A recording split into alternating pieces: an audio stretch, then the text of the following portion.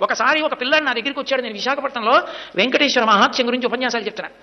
నేను వేదిక దిగి ఇంటికి వెళ్ళిపోతుంటే నా కబాలన కాళ్ళ మీద పడి ఒకే ఒక్క క్షణం మీతో మాట్లాడచ్చా అన్నాడు. నాకు అతని ముఖం చూసి అతను ఏదో చాలా ఉత్కంఠతో ఉన్నాడని, ఏం కావాలన్నాను. మీరు చెప్పినంత నమ్మకంతో నిలబడితే వెంకటేశ్వరుడు పిలుస్తాడా దర్శనానికి అన్నాడు. నేను హామీ, ఖచ్చితంగా పిలుస్తాడన్నాడు. నేను మీరు చెప్పినట్టు బతికి చూస్తానన్నాడు. అతను ఒక 6-7 నెలలు పరమ ధార్మికంగా చక్కటి జీవనం చేశాడు. అతనికి తెలిసి ఉండి వెంకటాచలం కొండ మీదకి వచ్చాడు. అతను వచ్చినట్లు నాకు తెలియదు. అతను కొండ మీదకి వచ్చి నాకు ఫోన్ చేశాడు.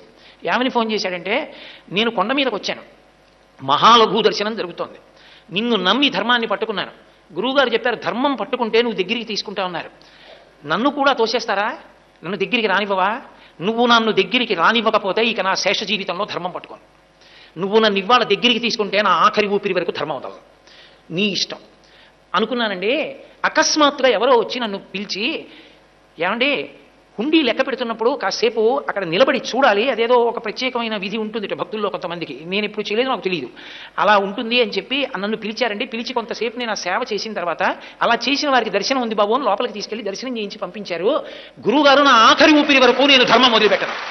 నాకు అర్థమైంది, ధర్మాన్ని 6 నెలలు పట్టుకుంటేనే నన్ను అనుగ్రహించిన స్వామి నా జీవితాంతం పట్టుకుంటే నన్ను గుండెల్లో పెట్టుకుంటాడు.